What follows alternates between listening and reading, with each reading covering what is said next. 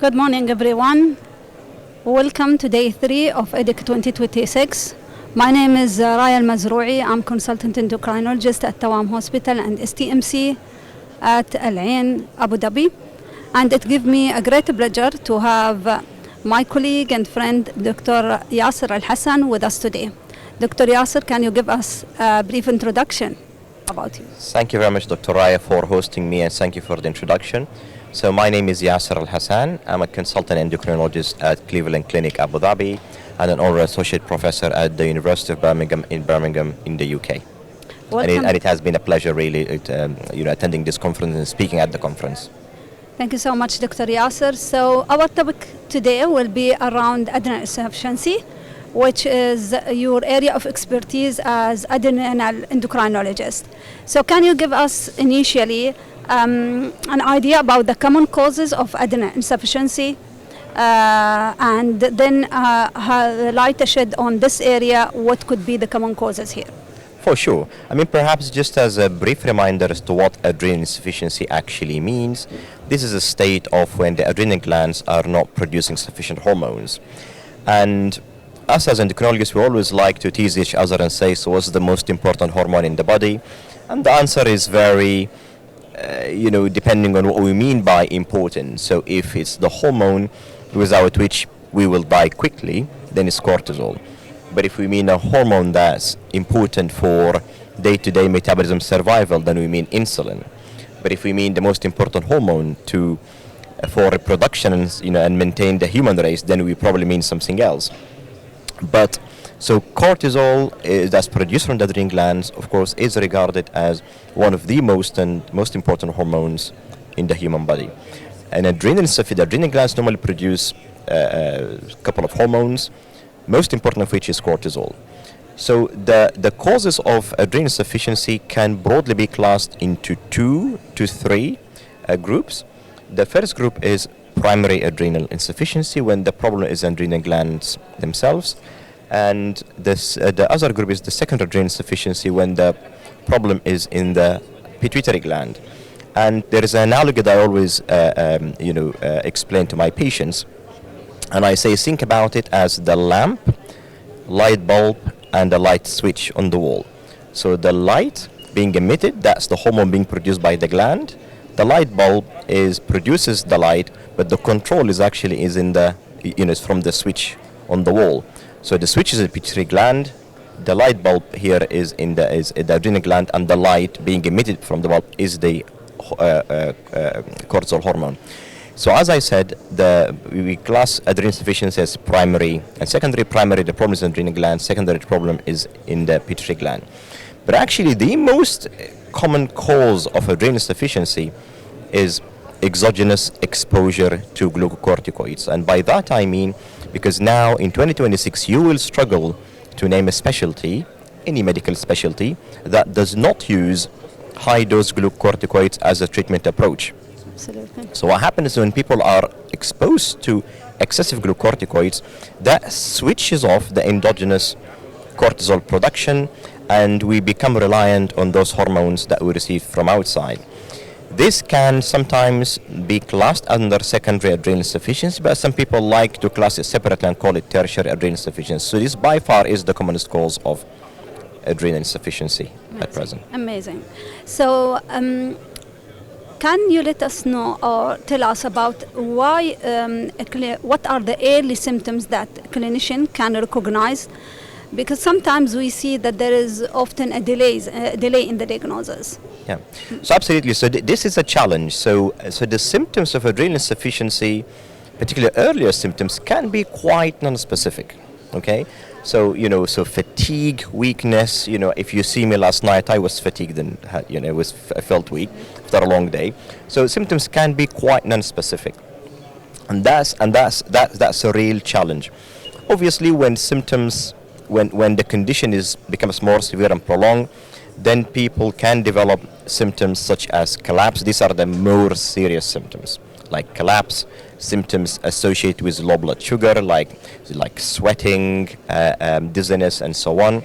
And we should always in the history look out for history of recurrent syncope, recurrent dizziness. But as I said, those are quite late symptoms and supportive of very, very low cortisol levels. So ideally, we would like to pick some of the earlier symptoms, but the challenge is that those symptoms are quite non-specific.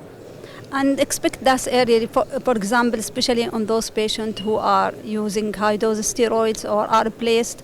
And we will come back later to this part, which will be included in the education part. However, to look for predictors that could put the patient at risk. You're absolutely right, because those symptoms are quite common in the general population, like fatigue and weakness. And another important one that I should have mentioned is unexplained weight loss. So always keep an eye, for unexplained weight loss in a patient. Make sure you're not missing adrenal insufficiency, because this can have serious consequences. But you're absolutely right. I mean, rather than try and look for those non-specific symptoms in the population, a smarter and more efficient way is to at least we should be able to pick them on those at risk. As you say, people who are already on exogenous glucocorticoids, then looking for those symptoms became even more important, because they have, what we call a higher pretest probability for having adrenal insufficiency. And just to be online with the talk that we had on hypophysitis, so many patients now on an immune checkpoint inhibitor, so they will have lots of things that leads to non-specific symptoms. So in such cases, maybe a regular screen as based on recommendation with AM cortisol and other hormones would lead to early detection of these cases. Absolutely. So those symptoms are common in cancer patients in general. Absolutely. And then they are treated with immune checkpoint inhibitors, and there is risk of adrenalitis and hypophysitis, and therefore again it's important to screen those patients during the course of their treatment. Amazing. So can you tell us about the tests that can be used to detect and diagnose or confirm the diagnosis? Yeah. So the simplest and perhaps the most efficient way of testing individual is to do a morning serum cortisol. So you do serum cortisol between 8 and 9 a.m. in the morning. So as you know, the cortisol has what we call circadian rhythmicity. So its cortisol is high in the blood in the morning. It starts rising from about 3 o'clock in the morning, peaks by about 6 to 8 a.m. and then gradually drops during the course of the day. So a morning cortisol combined with measurement of ACTH, which is the adrenocorticotropic hormone. That's the hormone that will determine whether it's primary or secondary. So that's the hormone that will tell you whether the problem is in the light switch or in the light bulb, as I say to my patients. So combined together, that's an efficient way for looking for adrenal insufficiency. If the result is inconclusive, then we do stimulation tests. And so by this I mean we bring the patients, they have a blood sample collected for cortisol, then they receive an intramuscular injection of a synthetic ACTH, and then we measure cortisols 30 minutes later and sometimes 60 minutes later as well. But increasingly we're relying more and more on morning cortisol, because as I said, the majority of our patients with adrenal insufficiency nowadays, or the commonest cause of adrenal insufficiency, is people on exogenous glucocorticoids. And for those, you have to be very careful how you interpret an ACTH stimulation test. There are lots of pitfalls, so we rely more and more on morning cortisol these days. And is there any precautions or instruction do you give to your patients before they check their AM cortisol in terms of sleep or avoidance of certain medications? Yeah. So absolutely. So the key point here is that we're measuring morning cortisol. But if individuals who are on an inverted sleep pattern, for example, if they are, if they're doctors, or if they work in the police or armed forces, or or paramedics, or whatever as a profession that involves them working overnight, then their sleep pattern will be inverted, because the cortisol rise is related to sleep, not related to the time of the day. And therefore, you would just have to time the morning cortisol measurement to their waking up. Yep. So if they go to bed 7 o'clock in the morning and wake up, say, at 1 o'clock in the afternoon, then that would be when you would do your supposedly morning cortisol.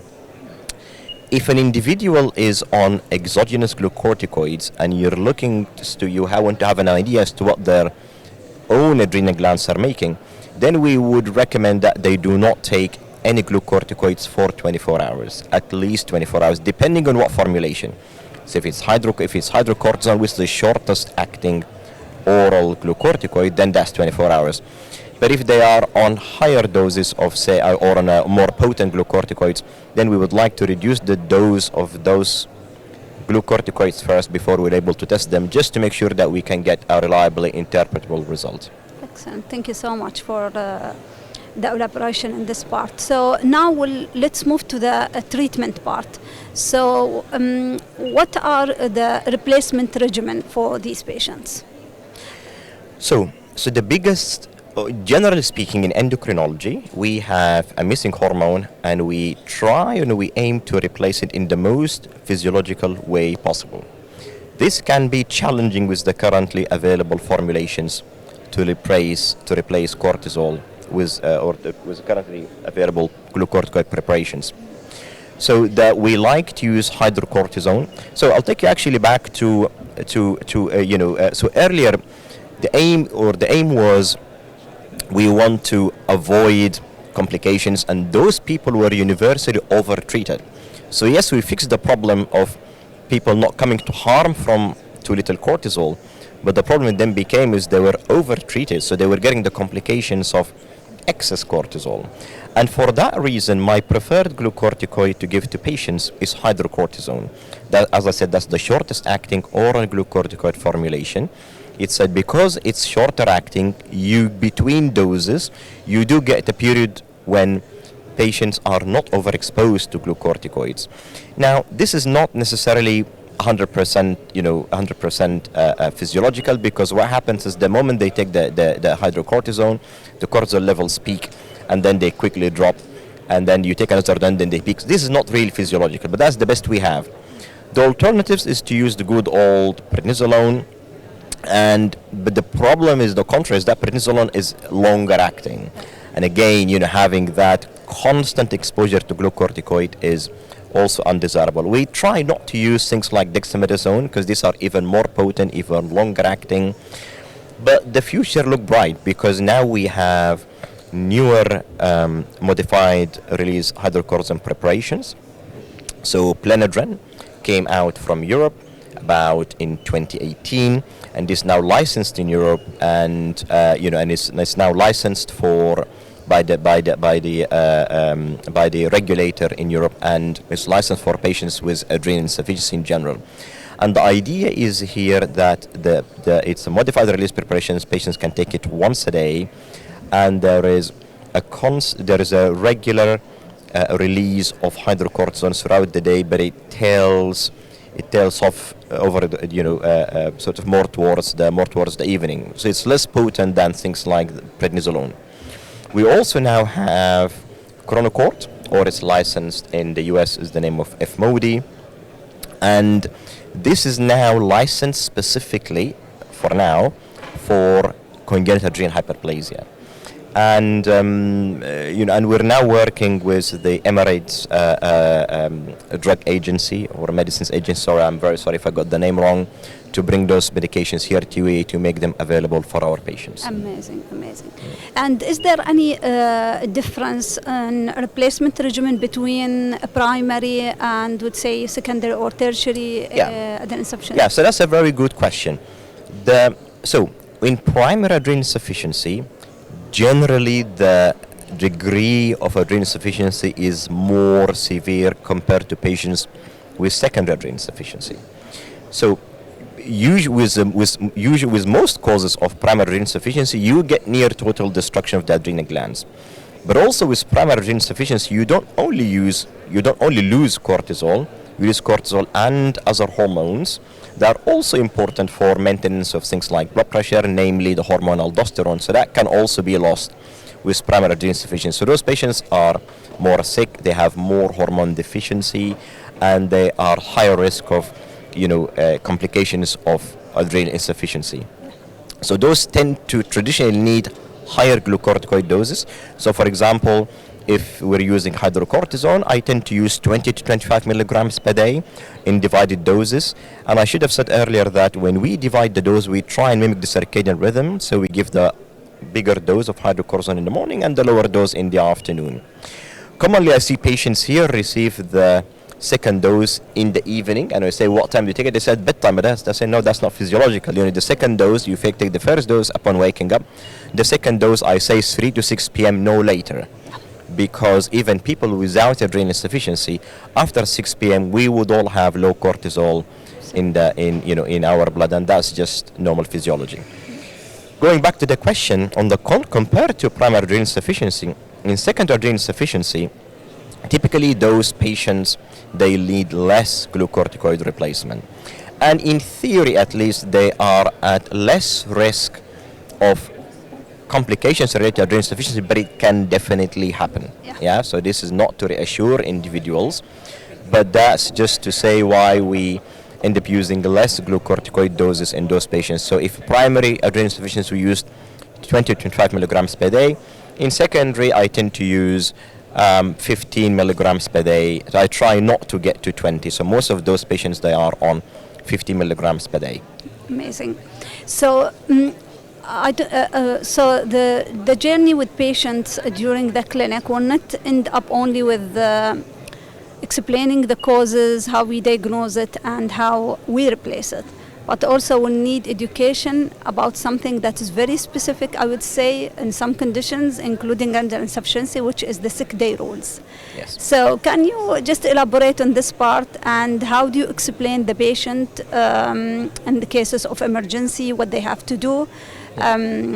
So I mean, so that's actually the most important part of the management of those patients, and in my view, it's also the hardest. The reason it's not hardest is when we are talking to patients about events, about what to do at home. That's not easy. It's very easy when they are in my clinic and they're in my control environment, and I send them for a blood test. I look at the blood test, I prescribe. Very easy. That's easy. Absolutely. But empowering the patient is very, very hard. And so, what I say to the reason why, I have to explain why education is important. The reason it's important is because people with normal adrenal function, when they are stressed, our human body will respond. So the hypothalamus and pituitary will signal the adrenal gland to make more hormone to cope with a stressful situation. And this stressful situation can be anything from emotional stress up to undergoing major surgery or, God forbid, road traffic accident, etc., etc. So we have to tell the patients, because they see me 2-3 times a year, but then they're living throughout their life on their own. So it's just about empowering them and teach them how to handle the day-to-day stresses in life. That's very important. So the way I say to them, we divide it into sick day rules number 1, sick day rules number 2. Sick day rules number 1 is minor illness. So I tell them that's the illness that would make you call work and phone off sick, okay? And bit of viral illness, fever, sore throat, etc. And I also, in that group, I've started including extreme psychological stress. Most importantly, bereavement. Okay, so I now include that in this category. So I tell them when that happens, double the hydrocortisone dose. And so for example, if they are on 20 milligrams per day in divided doses, they make it 40 milligrams per day in divided doses. And I say to them, maintain that for a few days until you feel back to normal. You don't want to overdo it either. Absolutely. Because then you're exposed to the complications of excess cortisol exposure. So I said to them, do this for 2-3 days. So that's sick day rules number 1. Sick day rules number 2 is that's the illness that makes you think about, do I need to go to hospital? Okay, so that's the more severe illness. That's when you've got you start vomiting, etc., diarrhea, vomiting. That's the more severe illness. And for that we say you have to have a standby hydrocortisone injection at home, and patients or their relatives or their household should be all trained to how to use that injection at home. So they have to use that injection and then phone the ambulance and come to hospital. Having this injection at home and being trained on how to use it is very, very important. So I tell to my patients, when I say to them, take the injection, and then they look at it and they're all scared that they're having self-injection. I say to them, look, think of it like your seat belt when you're driving. Hopefully you'll never need it, all our lives we drive putting the seatbelt on. But most of us don't need it, okay? Because the majority of people who drive and wear the seatbelt don't, alhamdulillah, they don't experience a road traffic accident. So I said to them, think of it the same way. Because, if an emergency happens, that might save you. Yeah. So those are the conversations that I have with my patients. Now, again, I mentioned it's very easy to just spell it out. Yeah. But ensuring engagement, revisiting this every clinic visit, testing, because telling them is something, what they perceived is something else. So in education is a constant process. And it doesn't end there because, as I said, I see them 2-3 times a year. But in between that year, they're going to the dentist.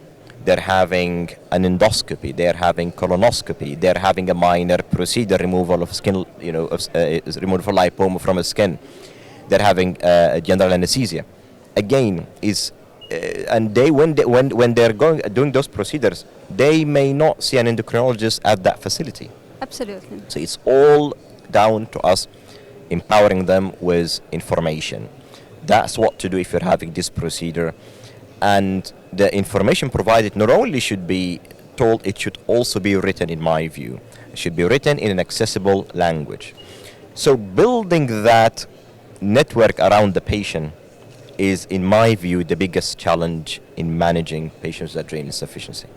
Thank you for elaborating on this extensively, because I think this is a part that maybe in our daily clinic we are not emphasizing it. Myself, I do the same. I try to emphasize this point in each clinic visit. Yes.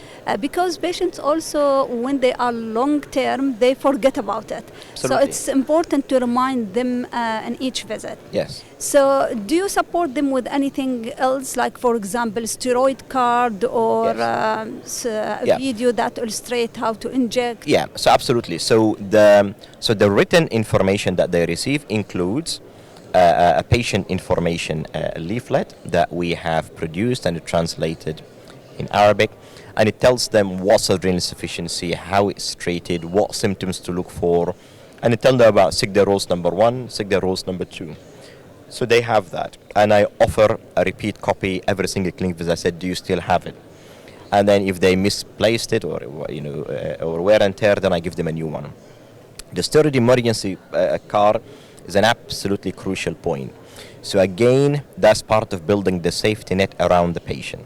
So this is a card that the patient with adrenal insufficiency should hold, that in, God forbid, in case of an emergency or a crisis, the paramedic comes, or if the patient goes to the emergency department, the patient is too ill to communicate what's wrong with them, then they can either hand the card, or paramedics are trained, if they find a collapsed patient, to look at their pockets, to look for clues as to what has been going on. So if they find that steroid emergency card, that patient is potentially saved. So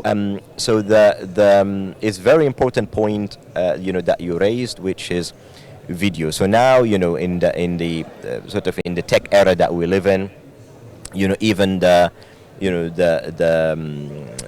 most of my patients, they have access to a smartphone. They can access YouTube videos on their phone. And therefore, we should also make available to them material that they can refer back to as a refresher whenever needed. So that's, again, building that safety network around, or the steroid safety network around the patient is a challenge, but we have to get it right. We have to keep working on it. Absolutely. So coming to the last part of the talk, so how long these patients will be following with us as endocrinologists? Yeah. When will you decide to discharge them, and if they can be discharged, and how do you handle this to their primary care physician? Yeah.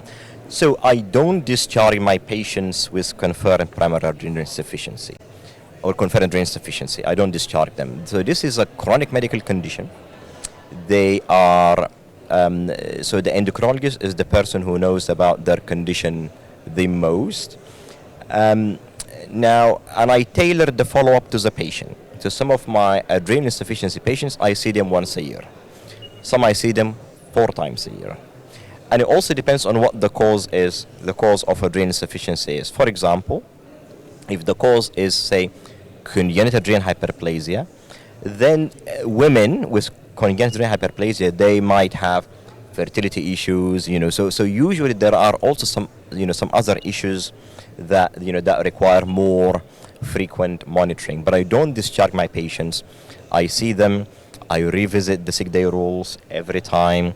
I make sure that they have the hydrocortisone injection at home and that it hasn't expired, and I refill it if it has, and I try and be their advocate. I try and orchestrate their, even other managements. For example, if they are having orthopedic surgery, then I give them to whom it may concern letter, because where I work, we don't have an orthopedic department, and therefore I give them, so they won't have it where I work, they'll have it elsewhere. In that place, they may not have endocrinologist, so I give them a letter so that they hand to the department there, and that letter will say, this patient has adrenal insufficiency, they need steroids cover around the time of surgery. So for all those reasons, because they will need our constant support, I don't tend to discharge those patients at all. Excellent. Thank you so much, Dr. Yasir. It was really great pleasure to have you, and you enrich us a lot and hopefully enrich the audience as well. It's a pleasure. Thank you very much. Hopefully to see you again, inshallah. Thank you so much. Thank you very much.